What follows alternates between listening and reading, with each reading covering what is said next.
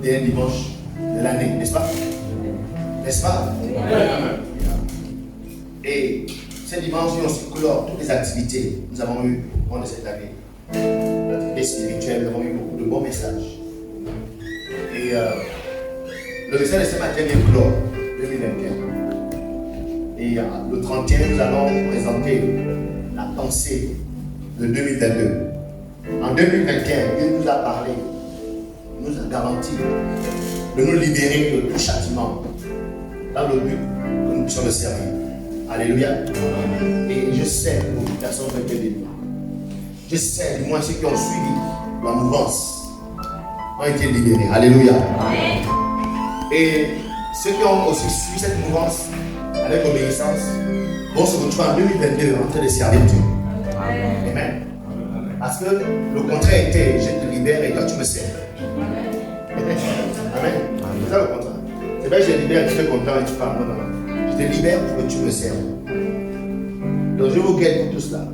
Dès que tu es libéré, tu viens assumer ta part du contrat. C'est de le servir. Alléluia. Donc en 2022, Dieu va nous parler encore. Nous allons donner une directrice. Et le 31 décembre, le vendredi, nous aurons le temps de découvrir ce que Dieu a pour nous en 2022. Amen. Et nous vous encourageons à venir nombreux. Ce sera un temps de célébration. Ce sera consacré à la célébration, à la louange, à l'adoration. Nous aurons des sketchs, des chorégraphies, des prestations diverses, d'accord, qui se feront. Et je pense que c'est un moment important pour tout chrétien de reconnaître que si je suis là, c'est Dieu. Et qu'à la fin de l'année, avant que notre année ne commence, il est important que je vienne lui dire merci. Amen. C'est vraiment une action de grâce.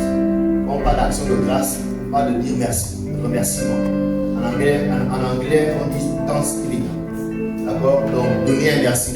Quand on traduit notre mot, thanksgiving, c'est-à-dire donner merci. Donc, le 31 vient donner merci à Dieu. Okay? Et nous voulons pas seulement donner merci à Dieu par les paroles, okay? Mais en venant avec des offrandes, des actions de grâce, mais ces offrandes qui sont pour nous des sacs, des hôtels que nous avons bâtis. Vous savez, actuellement, pour ceux qui ne sont pas informés, il y a des sacrifices qui se font. Il y a des gens qui font des voyages, ils vont en bus, ils vont au village, d'autres prennent des avions, vous voyez, dans d'autres pays, parce qu'ils doivent aller dans la forêt pour bâtir des hôtels de l'hiver. Est-ce que vous savez ça? C'est pour cela entendre qu'en ce moment il y a des enlèvements, des accidents divers, des gens qui sont tués. Hein? Nous entendons beaucoup de choses. Et en général, même des pays comme les nôtres, nous aimons beaucoup ça. L'adoration des idoles, l'adoration des forêts, l'adoration des racines. Hein? Dieu a créé son arbre, il y a une écorce, l'écorce a devenu ton Dieu. Dieu est fâché. Dieu a créé la mer. Toi, tu as découvert une pierre sous la mer qui brille. Et tu dis que cette pierre devient ton Dieu. Au point où tu tues les êtres humains, d'accord, en l'honneur de cette pierre que Dieu a créée. Dieu est fâché. Et il maudit quiconque le fait. Et cette nation, nous savons que c'est versé dans toutes nos provinces.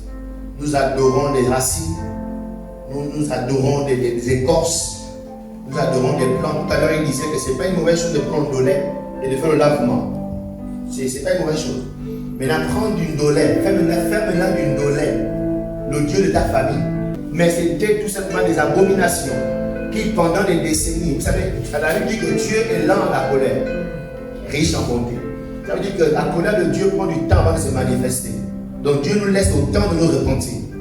Cette nation a connu l'explosion économique. Notre nation a connu des richesses impossibles. Mais aujourd'hui, quand on se regarde et qu'on compare les autres nations qui sont en train de connaître bien, qui ont connu la même chose, les autres nations sont loin. Okay? Donc, à la fin de cette année, c'est ce que les hommes font. Et ils continuent à le faire. D'autres hommes vont coucher avec un autre homme. Pas parce que tu plais tellement à l'homme, mais parce que c'est l'offrande qu'il faut faire au Dieu. Là. Il faut que tu couches avec l'homme. D'autres, ce sont des fous qui vont aller capturer la nuit. Les amis dans leur maison pour coucher avec les fous, les folles. Parce que c'est ça que le démon a demandé. Alléluia. Amen. Et à la fin de cette année, les gens prennent des longues sommes d'argent, vont donner ça au marabout, au charlatan. Pourquoi? Parce que il faut que tu renouvelles le pouvoir que tu as là, la force que tu as là, la position dans l'entreprise que tu as là. Si tu veux la maintenir, tu dois renouveler l'offrande ou bien l'autel. Et vous savez quoi? Dieu ne peut rien dire, rien ne faire.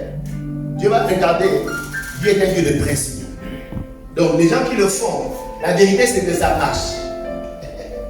Dans leur entreprise, même si son niveau intellectuel les bat comme ça, là, mais la loi de balance pèse dans sa faveur. Lorsqu'on veut le renvoyer, on ne comprend pas comment 6 mois sont passés. Il n'a pas été renvoyé. 5 ans est passé, pourtant c'était déjà écrit qu'il est renvoyé, mais il n'est pas renvoyé de son travail. Pourquoi? Il y a une force mystique derrière qui le maintient là. Ok?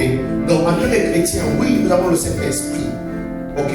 Oui, nous avons Jésus-Christ. Oui, nous avons le thème de l'agneau de Dieu. Mais il y a une loi dans le monde spirituel qu'on appelle la loi de balance. Jésus-Christ est mort à la croix, c'est ce qu'il a fait. Et il a fait pour nous soyons là. Mais pour que toi tu rentres pleinement dans ta destinée, il faut que toi aussi de façon personnelle, tu portes ta propre croix. Jésus-Christ a dit, si quelqu'un veut venir après moi, ne porte pas sa croix. Donc il y a une croix que tu dois porter. Donc il y a des actes que toi-même tu dois poser pour activer certaines grâces, certaines puissances, certaines forces dans ta vie. Pour te permettre aussi de rentrer dans ta destinée. Alléluia. Amen. Alléluia. Amen. Et c'est ce que nous voulons faire le 31. Et les autres vont sacrifier aux idoles. Ils vont sacrifier aux démons.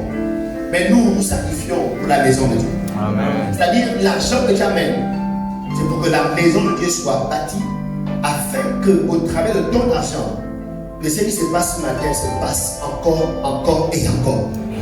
C'est-à-dire que l'évangile soit prêché. Donc si tu es là assis ce matin, c'est parce que quelqu'un dans le passé a donné de l'argent. Et nous pouvons te prêcher la parole de Dieu. Donc l'argent que tu vas mener aussi permettra à ce que demain, quelqu'un aussi soit béni, soit sauvé, soit guéri, restauré. Et c'est ça qui va constituer ton hôtel, qui va constamment parler dans la maison de Dieu pour toi. Ainsi, toutes les voix qui vont se lever contre ta destinée, la foi de l'hôtel que tu vas bâtir va contrecarrer ce nom. Alléluia. Donc c'est ce que nous allons voir aujourd'hui. Et j'espère que nous serons nombreux en ce lieu. Alléluia. C'est ta puissance qui peut la contester. Même le marabout doit dire, ça c'est le doigt des dieux. C'est ta puissance qui peut la contester. Même le sorcier doit dire, ça c'est le doigt des dieux. Epikaizo, l'ombre du Tout-Puissant, même les sorciers doivent dire, ça c'est le doigt des dieux.